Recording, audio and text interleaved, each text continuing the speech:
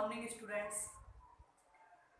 इससे पहली वीडियो में हमने जो डिस्कशन किया था वो डिस्कशन किया था परासरण के ऊपर कि परासरण की प्रक्रिया क्या होती है, कितने प्रकार का परासरण पाया जाता है और उसके साथ ही कि परासरण को किसके द्वारा मापा जा सकता है। तो ऑस्मोस्कोप के द्वारा हम परासरण को मापते हैं और ऑस्मोस्कोप के द्वारा हमने एक्सोऑस्मोसिस और एंडोऑस्मोसिस को भी यहाँ पर हमने देखा था। उससे आगे देखते हैं हम परासरण दाब।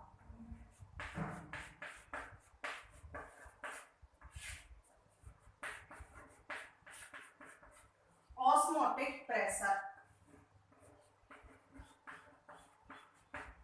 ऑस्मोटिक प्रेशर क्या होता है? ऑस्मोटिक प्रेशर, अगर हम ऑस्मोटिक प्रेशर की बात करें तो ऑस्मोटिक प्रेशर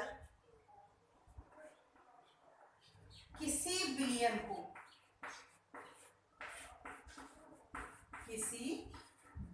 को अर्धपारगम्य झिल्ली द्वारा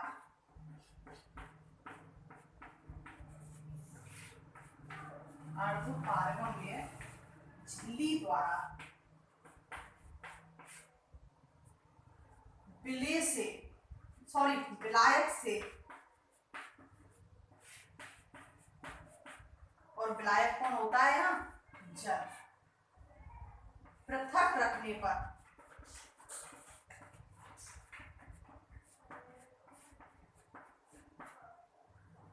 जो उत्पन्न दाब होता है, रखने पर उत्पन्न दाब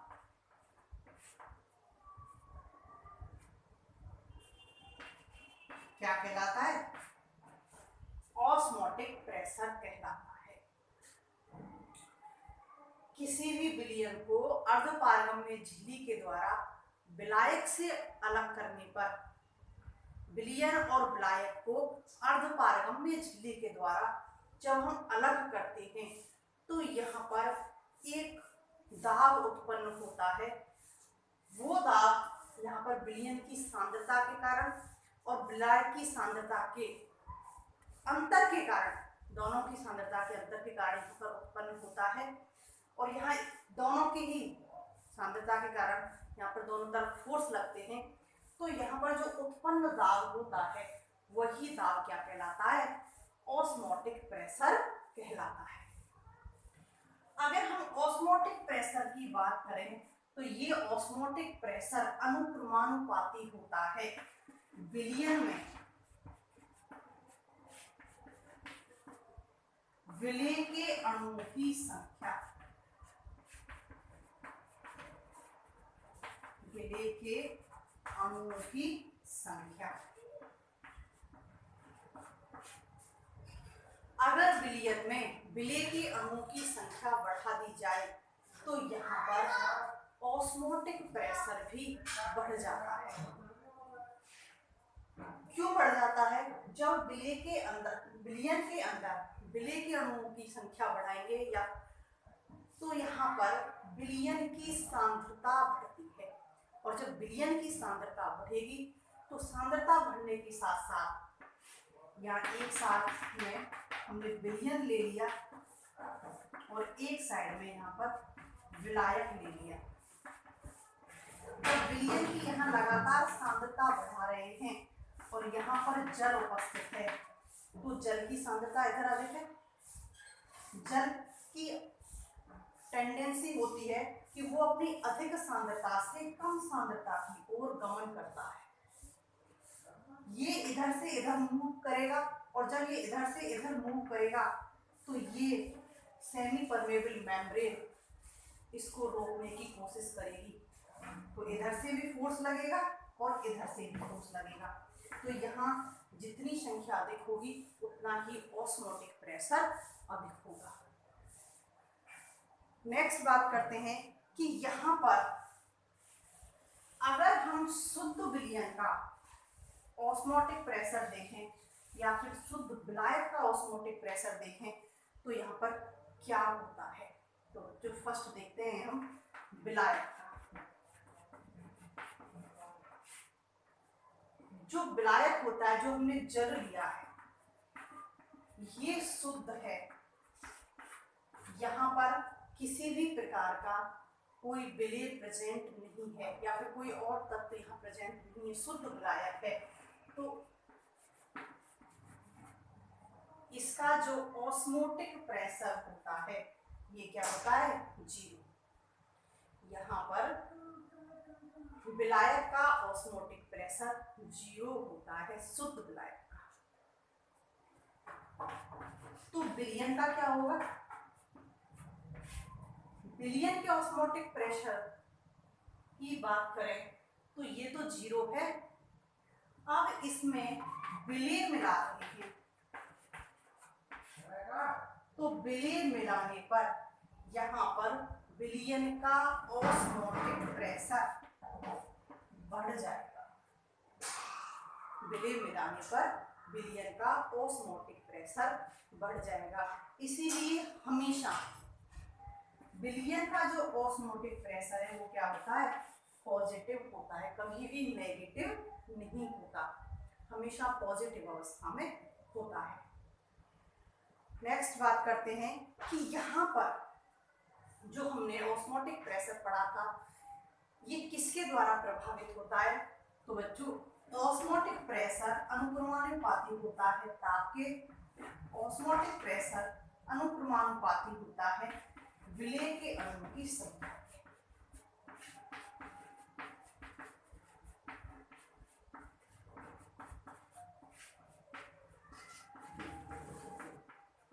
अगर विलयन में या विलायक में विलय के अणुओं की संख्या हम बढ़ा दें तो भी ऑस्मोटिक प्रेशर बढ़ जाएगा।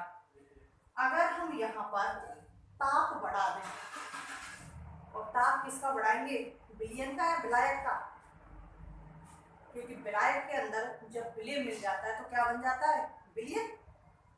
तो अगर हम विलयन का यहाँ पर ताप बढ़ा दें तो भी ऑस्मोटिक प्रेशर क्या हो जाएगा, इंक्रीज हो जाएगा, बढ़ जाएगा। तो ये दोनों ही कारक ऑस्मोटिक प्रेशर को प्रभावित करते हैं।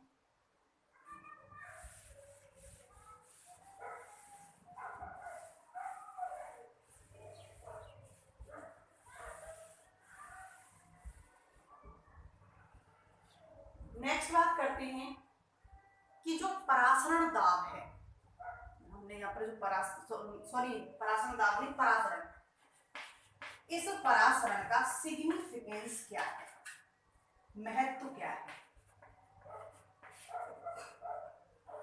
तो परासरण का क्या महत्व है, कहाँ कहाँ परासरण प्लांट्स में काम आ रहा है, क्या इसकी सिग्निफिकेंस है। फर्स्ट ऑफ ऑल,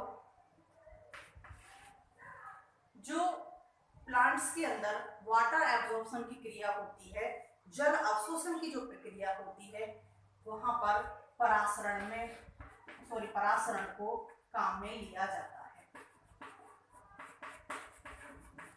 और जल अवशोषण किसके द्वारा, रूट हेयर्स के द्वारा। जमीन में से जल का जो अवशोषण होता है रूट हेयर्स के द्वारा, किसके कारण होता है, परासरण की क्रिया के द्वारा। सेकंड, एक कोशिका से दूसरी कोशिका में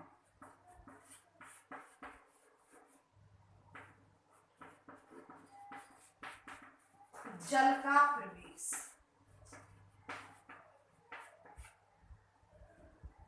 इससे जोड़ते हैं। नीचे से रूट हेयर्स ने, एक कोशिका होते हैं रूट हेयर्स, जल का अवशोषण कर लिया।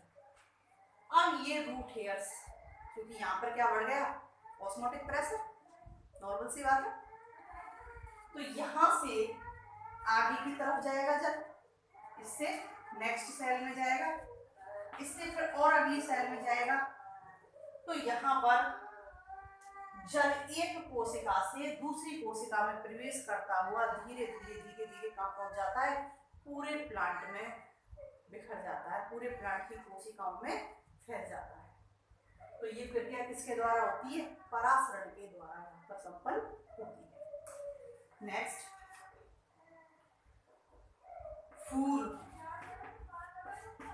फल, पत्ती,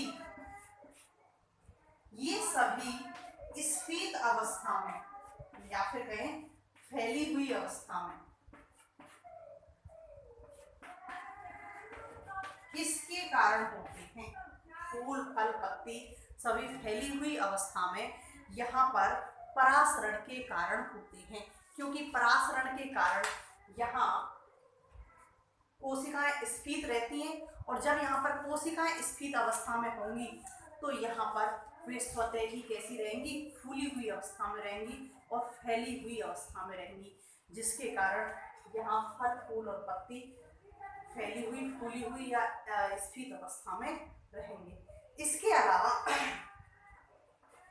स्टोमेटा, रंध्र जो होते हैं, रंध्रों का खुलना और बंद होना किसके कारण होता है? परासरण के कारण होता है। स्टूडेंट्स, आप लोगों ने 11th-12th में पढ़ा है कि जब रंध्रों के खुलने और बंद होने की प्रक्रिया होती है तो ये प्रक्रिया होती है पोटेशियम आयन परिवर्तन के कारण। यहाँ पर साइटोप्लाज्म में जो यहाँ गार्ड सेल जो होती हैं, द्वार कोशिकाएं जो होती हैं, इनकी कोशिकाओं के साइटोप्लाज्म में जब पोटेशियम की आयन की सांद्रता परिवर्तित होती है तो इस सांद्रता के साथ ही यहाँ पर रंध्रों का खुलना और बंद होना होता है। कैसे होता है कि अगर पोटेशियम आयन की सांद्रता यहाँ पर बढ़ रही है तो दिन के समय वहाँ पर ऑस्मोटिक प्रेशर बढ़ेगा, कोशिका कैसी हो जाएगी? कोशिका स्फीत हो जाएगी। स्फीत हो जाएगी तो रंध्र कैसे हो जाएंगे? बंद। भाई दोनों कोशिकाएं इस प्रकार से हैं तो ये रंध्र कैसे हो गए? बंद। अब यहाँ से पोटेशियम आयन जब बाहर की तरफ निकल जाते हैं तो यहाँ पर वापस से परासरण चेंज, उसकी सांद्रता चेंज होती है तो कोशिकाएं कैसी हो जाती हैं? सलग, और कोशिकाएं पिछड़ जाती हैं, द्वार कोशिकाएं, तो रंध्र क्या हो जाते हैं? ओपन। तो यहाँ पर रंध्रों का खुलना और बंद होना भी किसके द्वारा होता है? परासरण की क्रिया के द्वारा ही होता है। जब परासरण की क्रिया से पोटेशियम आयंस का परिवर्तन होता है, बाहर और अंदर ये जाते हैं, तो इसके साथ यहाँ पर रंध्रों का खुलना और बंद होना यहाँ पर होता है। नेक्स्ट देखते हैं फलों के स्फुटन में।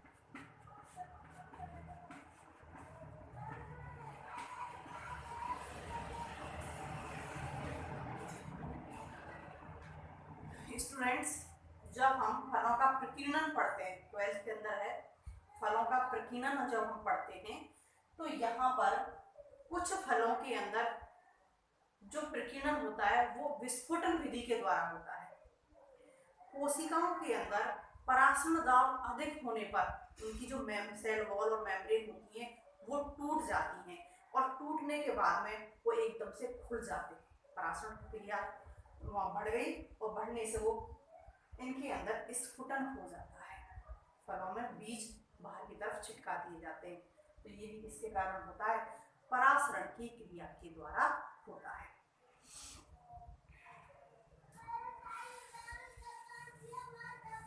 वर्तमान में जो परासरण दाब होता है, इस परासरण दाब को विभव दाब भी कहते हैं। जो परासरण दाब मैंने अभी पढ़ाया था उसको विभव दाब भी कहते हैं, और उसको साई एस से डिनोट करते हैं। कई जगह ये मिल जाता है विभव दाब लिखा हुआ, तो इसको किससे करते हैं? साई एस से डिनोट करते हैं, और ये ऑस्मोटिक प्रेशर के ओपी के बराबर, लेकिन क्या होता है? नेगेटिव होता है। नेक्स्ट देखते हैं स्फीति दाब।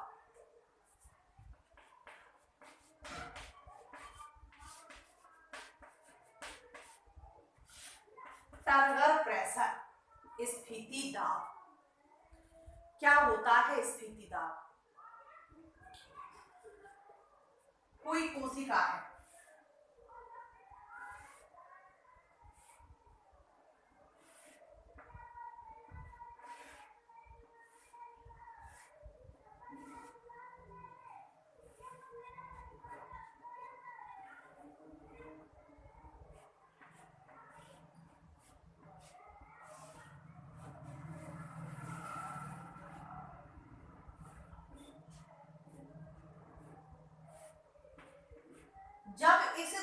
कोशिका के अंदर जल निरंतर प्रवेश करेगा तो यहाँ से या कहीं से भी जल निरंतर प्रवेश कर रहा है तो इसके प्रवेश करने पर यहाँ पर कोशिका का ऑस्मोटिक प्रेशर क्या हो जाएगा, बढ़ जाएगा।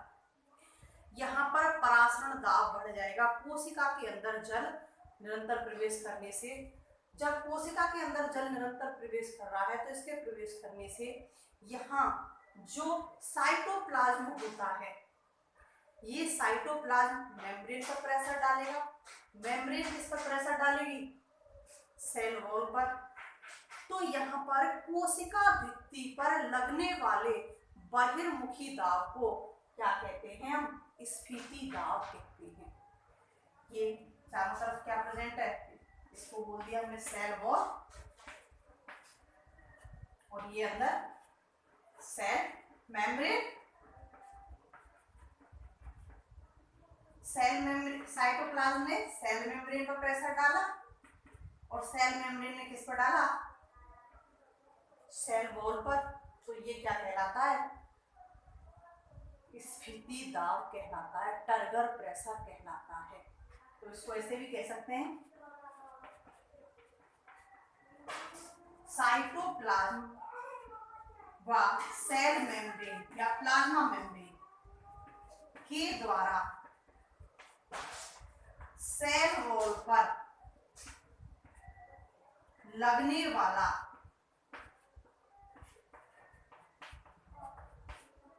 बहिर्मुखी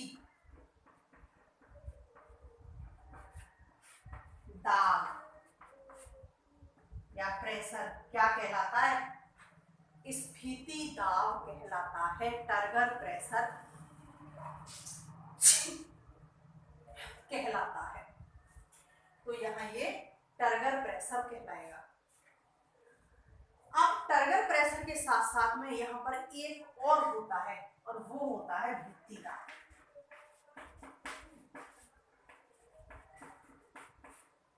इसको बोलते हैं वॉल प्रेशर और इसको बोलते हैं टर्गर प्रेशर। तो इसको हम टीपी लिख सकते हैं और इसको डब्ल्यूपी।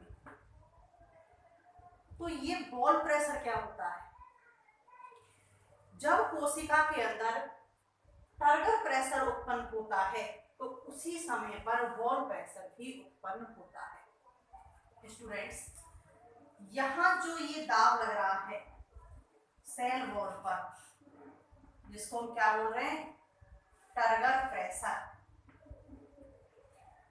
इस टर्गर प्रेशर के विरोध में इसको मेंटेन करने के लिए वॉल के द्वारा, जो सेल वॉल है, इस सेल वॉल के द्वारा इसके बराबर का और इसकी विपरीत दिशा में उतना ही बल लगाया जाता है, जिसे हम क्या कहते हैं, वॉल प्रेशर कहते हैं।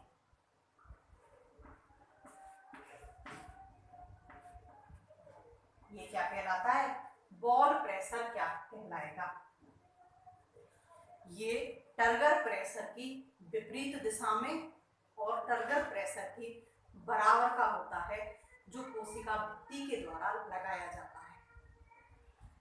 यहाँ पर अगर इन तीनों दाबों को देखें, किसको, ऑस्मोटिक प्रेशर, वॉल प्रेशर और टर्गर प्रेशर को, स्टूडेंट्स, पूर्ण स्फीत कोशिका में, फूली हुई कोशिका में तीनों दाब, दो ऑस्मोटिक प्रेशर टर्गर प्रेशर के और वॉल प्रेशर के बराबर होता है। तो ओपी बराबर क्या हो जाएगा, टीपी प्लस डब्ल्यूपी। और ये अवस्था कौन सी होती है, पूर्ण स्फीत सेल।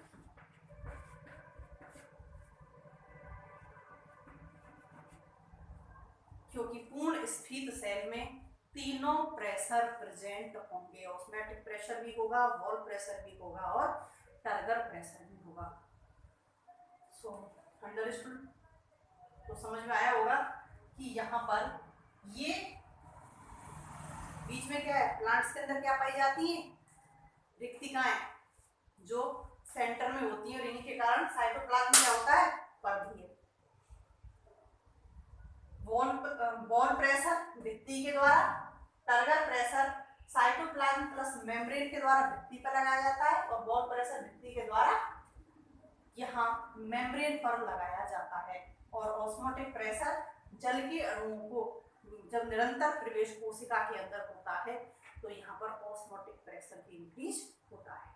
और कोशिका इन तीनों को मेंटेन कैसे करती है, कोशिका क्या खुद ही अपने आप को मेंटेन कर लेते हैं, कोशिका के अंदर तो इससे अन्य क्रियाएं होती हैं, तो यहाँ पर ऑस्मोटिक प्रेशर इन दोनों के बराबर हो जाता है, कोशिका फूली हुई अवस्था में, पूर्ण स्थित अवस्था में हो जाती है। अगर इसी चीज को हम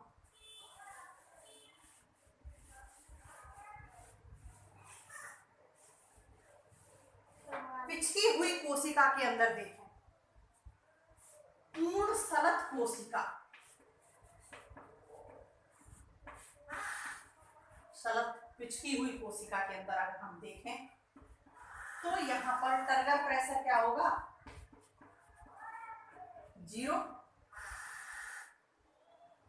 पूर्ण सलत कोशिका के अंदर टर्गर प्रेशर क्या होता है, 0 होता है।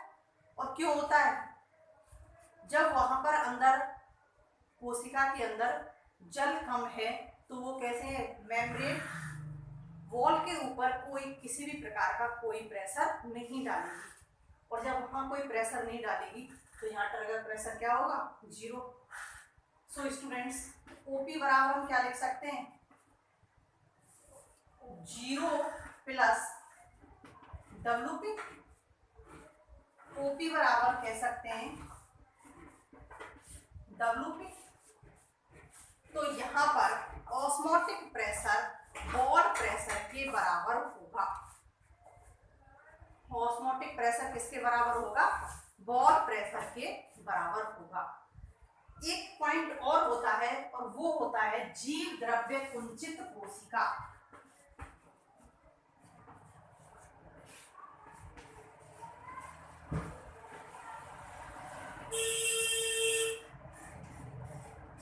जिन कोशिकाओं में प्लाज्मोलाइसिस की क्रिया हो जाती है, जीव द्रव्य कुंचन की प्रक्रिया हो जाती है, तो इन कोशिकाओं के अंदर हम टर्गर प्रेशर को नेगेटिव लेते हैं। कैसे लेते हैं, हम यहाँ पर इनको हम यहाँ नेगेटिव लेते हैं, क्योंकि जीव द्रव्य कुंचित कोशिकाओं में जल एक लिमिट से ज्यादा बाहर निकल जाता है। यहाँ पर एक लिमिट से ज्यादा एक्सोऑस्मोसिस की प्रोसेस हो जाती है, और ये बुरी तरह से जो इनकी मेनली जो बात करें वो होती है प्लाज्मा मेम्ब्रेन की। तो प्लाज्मा मेम्ब्रेन अपनी जगह से खिसक करके कहाँ चली जाती है, अंदर की तरफ, सेंटर की तरफ चली जाती है। तो इनके अंदर टर्गर प्रेशर कैसा होता है, नेगेटिव पाया जाता है। नेक्स्ट बात करते हैं टर्गर प्रेशर के सिग्निफिकेंस की, महत्व कि टर्गर प्रेशर का महत्व कहाँ है, प्लांट्स के अंदर कहाँ कहाँ टर्गर प्रेशर को यूज में लिया जाता है। तो सबसे पहले फर्स्ट पॉइंट लेते हैं हम, रूट हेयर्स जो जड़ों में पाए जाते हैं अवशोषण के लिए। सो स्टूडेंट्स, यहाँ पर टर्गर प्रेशर के कारण ही रूट हेयर्स जल का अवशोषण कर पाते हैं। क्यों, क्योंकि यहाँ पर अभी थोड़ी देर पहले पढ़ा था कि परासरण दाब के कारण यहाँ पर ये जल का अवशोषण करते हैं, रूट हेयर्स भूमि से जल का अवशोषण करते हैं। स्टूडेंट्स, विसरण, परासरण, स्फीति दाब और वॉल प्रेशर, ये सभी दाब, ऐसा नहीं है कि कोई भी क्रिया पहले परासरण के द्वारा हो जाएगी, परासरण के साथ साथ यहाँ पर स्फीति दाब की कोई काम नहीं होगा या वॉल प्रेशर कोई काम नहीं करेगा। तो ये दाब कहीं ना कहीं एक दूसरे को सपोर्ट करते हुए कोशिका के अंदर उन क्रियाओं को समन्वित करवाते हैं, उन क्रियाओं को संपन्न करवाते हैं। तो इसलिए यहाँ रूट हेयर्स के द्वारा जल का अवशोषण, क्योंकि अवशोषण तो परासरण के द्वारा होगा, तो यहाँ पर रूट हेयर्स एकदम स्थित अवस्था में रहेंगे, जिससे वो जल को आसानी से अवशोषित कर लेंगे। जितने भी तरण पादप होते हैं जिनकी अभी ग्रोथ होना स्टार्ट ही हुई है, तो ये तरण पादप स्फीति दाब के स्फीति दाब के कारण किस अवस्था में रहते हैं? सीधी पोजीशन में रहते हैं, अपनी सही पोजीशन में रहते हैं। अंकुरण, बीजों में अंकुरण की बात करें या फिर मूलांकुर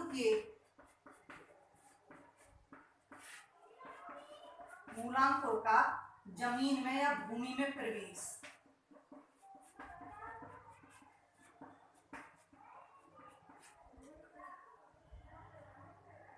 अंकुरण के समय जो कोशिका होती है वो जल का अवशोषण करती है। जल का अवशोषण करेगी तो यहाँ पर क्योंकि बीजों के अंदर जो बॉल होती है वो क्या हो जाती है? कमजोर। यहाँ थोड़ा उल्टा होता है, बॉल कमजोर हो जाती है, परासरण बढ़ रहा है, परासरण के कारण टर्गर प्रेशर बढ़ेगा और टर्गर प्रेशर बढ़ने से अब बॉल सफिशिएंट बल तो लगा नहीं पा रही है, तो इसलिए सीड की जो बॉल है वो क्या हो जाएगी? टूट जाएगी। और टूटने के बाद में बीज का क्या हो जाएगा? अंकुरण यहाँ पर हो जाता है। ऐसे ही मूलांकुर निकल गया, परांकुर और मूलांकुर दो होते हैं अंकुरण के बाद में। तो मूलांकुर इस स्फीति दाब के कारण ही जमीन में नीचे प्रवेश कर पाते हैं। सो स्टूडेंट्स, ये स्फीति दाब के सिग्निफिकेंस होते हैं। नेक्स्ट देखते हैं हम डीपीडी को, वो अपने नेक्स्ट क्लास में देखेंगे। तब तक बाय।